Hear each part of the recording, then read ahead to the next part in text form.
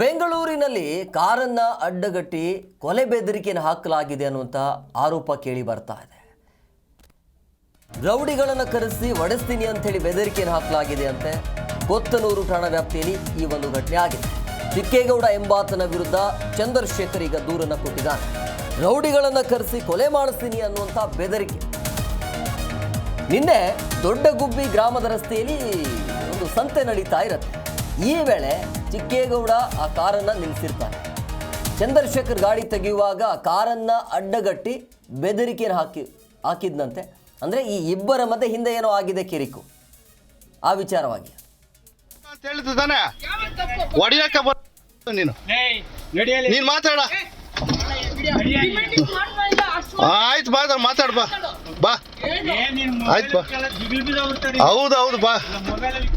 ಆಯ್ತು ಬಾ, ಮಾತಾಡ ಬಾ. ಏಯ್ ಆಯ್ತು ಬಾ. ಆಯ್ತು ಹೋಗ ಅಂತ ಹೇಳಿದ್ದು ತಾನೆ. ಈ ತರ ಗಾಡಿಗಳು ಹಾಕ್ಸಿದ್ರೆ ಇನ್ಯಾಕದ ಅಲ್ಕ ಮಾತು ಯಾಕೆ ಮಾತಾಡ್ತೀಯ? ನ್ಯಾಯವಾಗಿ ಮಾತಾಡು. ನಾನು ಒಳ್ಳೆನೆ ಕೆಟ್ಟವನೆ ಏನ್ ಚೆನ್ನಾಗ. ನಾನು ಕರೆಕ್ಟ್ ಆಗಿ ಓದ್ತಾ ಇದ್ದೀನಿ. ಅವ್ನ ಗಾಡಿ ನಾನು ಒಂಚೂರು ನೋಡಪ್ಪ ಇರೋ, ಒಂಚೂರು ಹಿಂದಕ್ಕೆ ನಾನು ಹಂಗೆ ಹೇಳಿದ್ದು. ನ್ಯಾಯವಾಗಿ ಮಾತಾಡೋ, ನ್ಯಾಯವಾಗಿ.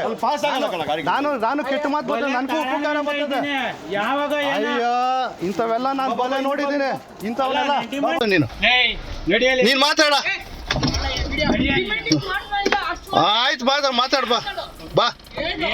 ಆಯ್ತು ಬಾ, ಹೌದು ಬಾ. ಆಯ್ತು ಬಾ, ಮಾತಾಡ ಬಾ. ನನ್ನ ಹೆಸರು ಚಂದ್ರಶೇಖರ್ ಅಂತ, ದೊಡ್ಡಗುಬ್ಬಿ ಗ್ರಾಮಸ್ಥ ನಾನು. ಈ ಬಗ್ಗೆ ಮತ್ತಷ್ಟು ಮಾಹಿತಿ ನೀಡ್ತಾರೆ ನಮ್ಮ ಪ್ರತಿನಿಧಿ ವಿಶ್ವನಾಥ್ ಫೋನ್ ಸಂಪರ್ಕದಲ್ಲಿದ್ದಾರೆ. ವಿಶ್ವನಾಥ್, ಈ ರೀತಿಯಾಗಿ ಹಾಡಹಗಲೇ ಒಬ್ಬ ವ್ಯಕ್ತಿಯನ್ನು ಅಡ್ಡಗಟ್ಟಿ ಈ ರೀತಿಯಾಗಿ ಕೊಲೆ ಬೆದರಿಕೆ ಹಾಕೋದು ಎಷ್ಟರ ಮಟ್ಟಿಗೆ ಸರಿ ಅಂತ? ಎಸ್ ಹೇಮಕುಮಾರ್, ಖಂಡಿತವಾಗ್ತು ಈ ರೀತಿಯಾದಂತಹ ಪ್ರಕರಣಗಳು ಬೆಂಗಳೂರಿನಲ್ಲಿ ಆಗಾಗ ನಡೀತಾ ಇರುತ್ತೆ. ಅದರಲ್ಲೂ ಕೂಡ ರೋಡ್ ರೇಜ್ ಪ್ರಕರಣಗಳು ಇತ್ತೀಚೆಗೆ ಜಾಸ್ತಿ ಆಗ್ತಾ ಇರುವಂತದ್ದು. ಆದ್ರೆ ಈ ಪ್ರಕರಣ ಏನಿದೆಯಲ್ಲ, ಇದು ಅನೇಕ ದಿನಗಳಿಂದಲೂ ಕೂಡ ಇಬ್ಬರ ನಡುವಿನ ಒಂದು ವೈಮನಸ್ಸಿಗೆ ಕಾರಣ ಆಗಿರುವಂತದ್ದು. ಇನ್ನು ಇಬ್ಬರ ಮಧ್ಯೆನೂ ಕೂಡ ಅಂದ್ರೆ ಚಿಕ್ಕೇಗೌಡ ಮತ್ತು ಚಂದ್ರಶೇಖರ್ ನಡುವೆ ಒಂದು ಪ್ರಕರಣ ನಡೀತಾ ಇರುತ್ತೆ. ಆ ಒಂದು ಪ್ರಕರಣ ಕೋರ್ಟ್ ನಲ್ಲೂ ಕೂಡ ಈಗ ವಿಚಾರಣೆ ನಡೀತಾ ಇರುವಂತದ್ದು. ಕೋರ್ಟ್ ನಲ್ಲಿ ಅದು ಕೇಸ್ ಕೂಡ ಇರುವಂತದ್ದು. ಇನ್ನು ಅನೇಕ ದಿನಗಳ ಹಿಂದೆನೂ ಕೂಡ ಇದೇ ರೀತಿಯಾಗಿ ಈ ಚಿಕ್ಕೇಗೌಡ ಎಂಬಾತ ಏನಿದ್ದಾನೆ, ಈ ಚಂದ್ರಶೇಖರ್ಗೆ ಆವಾಜ್ ಹಾಕುವಂಥದ್ದು, ಬೆದರಿಕೆ ಹಾಕುವಂತಹ ಕೆಲಸವನ್ನ ಮಾಡಿದ್ದಾನೆ ಅನ್ನೋದು ಆರೋಪ ಕೂಡ ಇರುವಂಥದ್ದು. ನಿನ್ನೆ ಈ ದೊಡ್ಡಗುಬ್ಬಿ ಗ್ರಾಮದ ರಸ್ತೆಯಲ್ಲಿ ಅಂದ್ರೆ ಕೊತ್ತನೂರು ಪೊಲೀಸ್ ಠಾಣಾ ವ್ಯಾಪ್ತಿಯ ದೊಡ್ಡಗುಬ್ಬಿ ಗ್ರಾಮದ ರಸ್ತೆಯಲ್ಲಿ ಸಂತೆ ನಡೀತಾ ಇತ್ತು.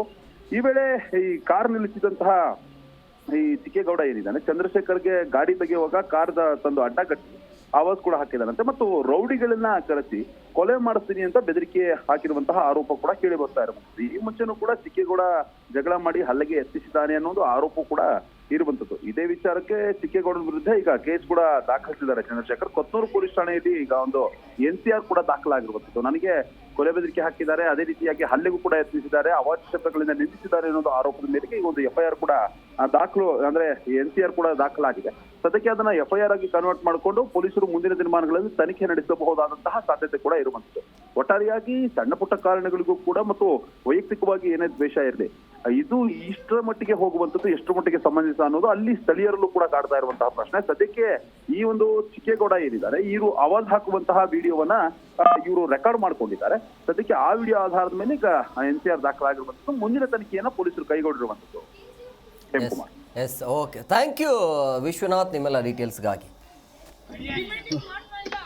ಆಯ್ತು ಬಾ, ಮಾತಾಡ ಬಾ ಬಾ.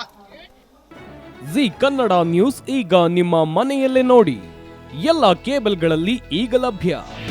ನಿಮ್ಮ ನೆಚ್ಚಿನ ಜಿ ಕನ್ನಡ ನ್ಯೂಸ್ ಈಗ ಸನ್ ಡೈರೆಕ್ಟ್ ನಲ್ಲಿ number 292, Tata play number 1664, Jio TV number 1334, NXT digital number 30, in cable number 30, city networks 51, U digital number 162, GTPL number 17, Rockline telecommunications number 42, Shri Basaveshwara cable number 168, rural cable network 60, Vinayaka digital 57, Abhishek cable 821, city channel 53, Siddeshwara cable network 57, V4 digital Infotech 628, Surya digital networks 53, Gajanan digital number 836, Malnad infotech private limited number